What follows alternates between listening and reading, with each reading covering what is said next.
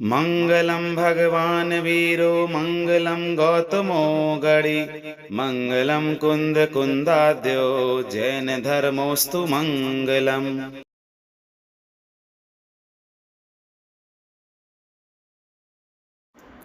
भव्य आत्माओं, बीजा अक्षर मंत्रों में अचिंत्य प्रभाव होता है।